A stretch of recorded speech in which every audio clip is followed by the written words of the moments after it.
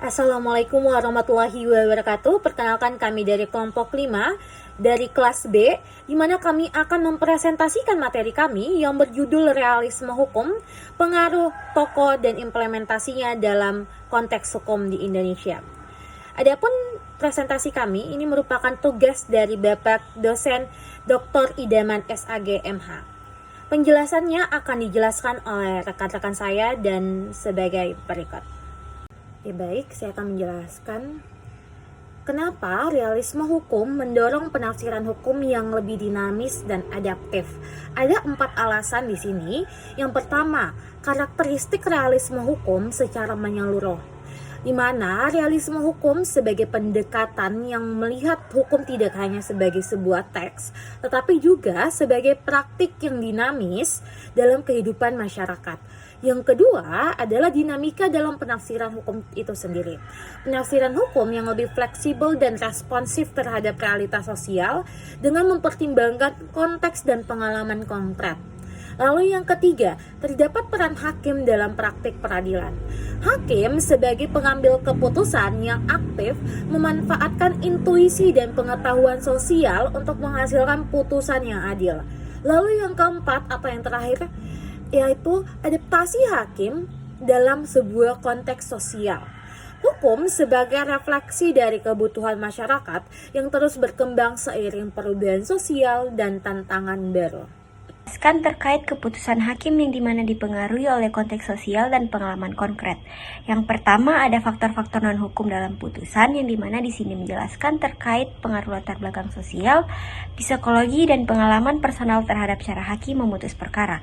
Yang kedua ada pengaruh psikologi dalam pengambilan keputusan yang dimana di sini menjelaskan terkait aspek subjektif seperti emosi dan pengalaman hidup hakim yang memengaruhi proses penilaian dan interpretasi hukum. Yang ketiga ada penggunaan metode penafsiran hukum yang dimana metode teologis dan kebijakan digunakan untuk menjembatani hukum dengan realitas sosial dan kepentingan publik. Dan yang terakhir ada konteks sosial sebagai pertimbangan. Di sini menjelaskan terkait pentingnya konteks sosial dalam hukum, penerapan hukum agar keputusan yang diambil relevan dengan kebutuhan masyarakat. Baik, di sini saya akan lanjutkan materi terkait hukum sebagai cerminan dari pengalaman kebutuhan sosial masyarakat. Yang pertama yaitu hukum dalam praktik sosial. Realisme hukum menunjukkan bahwa hukum tidak terpisah dari pengalaman sosial dan harus menjawab tantangan masyarakat. Yang kedua yaitu keterkaitan antara norma dan fakta. Hubungan antara norma hukum dan fakta empiris yang terjadi dalam proses persidangan yang harus diperhatikan oleh hakim. Yang ketiga yaitu keadilan substansif dalam putusan. Penekanan pada keadilan substansif dalam putusan pengadilan, terutama dalam isu hak asasi manusia dan kepentingan publik. Dan yang terakhir yaitu hukum sebagai instrumen sosial. Hukum sebagai alat untuk memenuhi kebutuhan sosial, bukan sekadar kumpulan aturan yang statis. Membahas terkait Oliver Wendell Holmes tentang prediksi hasil putusan sebagai inti hukum. Yang pertama, prediksi keputusan hakim. Oliver mengemukakan bahwa hukum adalah tentang memprediksi keputusan yang akan diambil oleh hakim dalam suatu kasus. Kemudian, fenomena empiris hukum. Holmes menekankan pentingnya memahami hukum sebagai fenomena empiris yang dapat diamati melalui perilaku dan keputusan lembaga peradilan. Kemudian fokus analisis hukumnya. Holmes berpendapat bahwa analisis hukum tidak hanya harus melihat teks undang-undang, tetapi juga pada kecenderungan putusan hakim. Selanjutnya, implikasi praktis hukum. Nah, pandangan ini mengharuskan praktisi hukum untuk memahami dinamika keputusan agar dapat memberikan nasihat hukum yang tepat. Selanjutnya adalah pendapat Carl N. Llewellyn yang mendefinisikan hukum sebagai instrumen sosial yang dinamis. Hukum sebagai alat sosial. Ia berpendapat bahwa hukum berfungsi sebagai instrumen sosial yang harus berevolusi sesuai dengan kebutuhan masyarakat. Kemudian penilaian kontekstual hakim. Ia menekan pentingnya penilaian substansif oleh hakim yang mempertimbangkan konteks sosial dalam setiap putusan. Kemudian menolak pendekatan formalistis.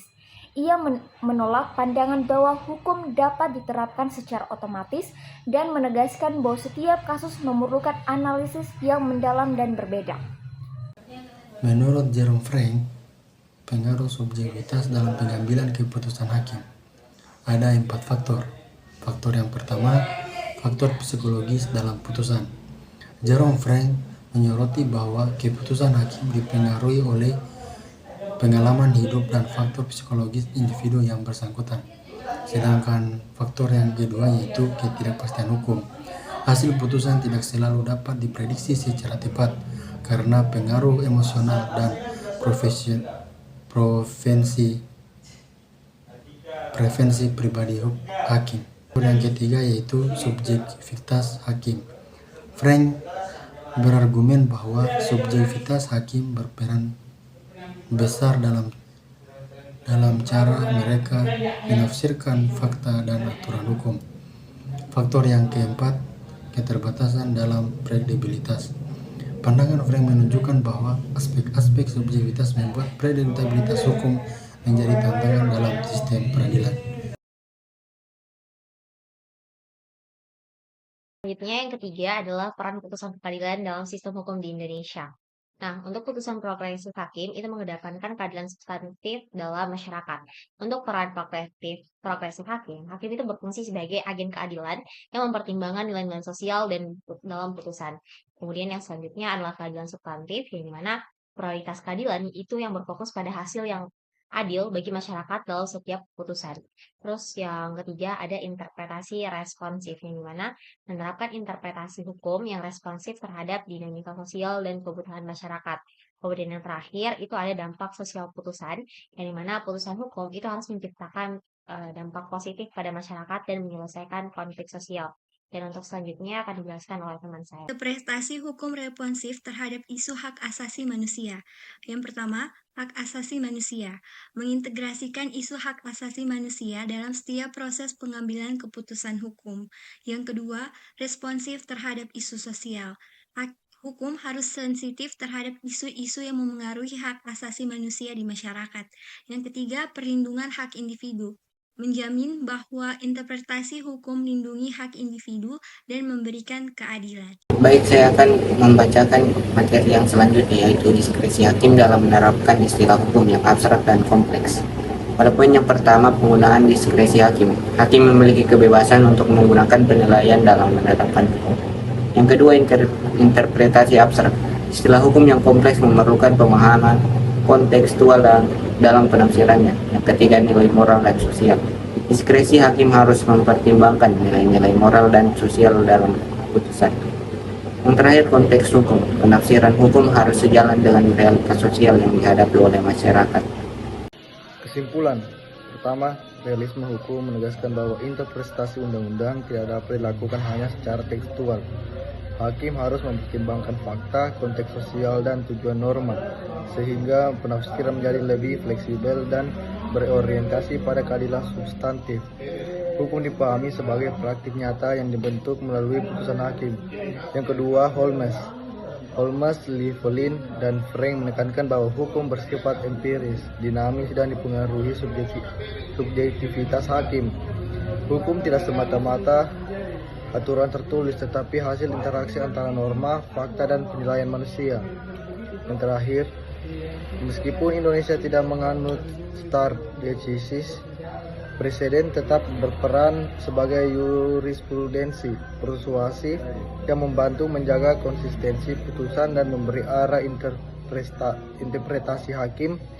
Presiden memperkuat kepastian hukum, tetapi fleksibilitas tetap dijaga untuk mencapai keadilan substantif. Baik, itulah dia pemaparan presentasi dari kelompok kami. Kami ucapkan terima kasih banyak telah menonton sampai akhir, dan kami tutup dengan ucapan wabillahi taufiq walhidayah. Wassalamualaikum warahmatullahi wabarakatuh.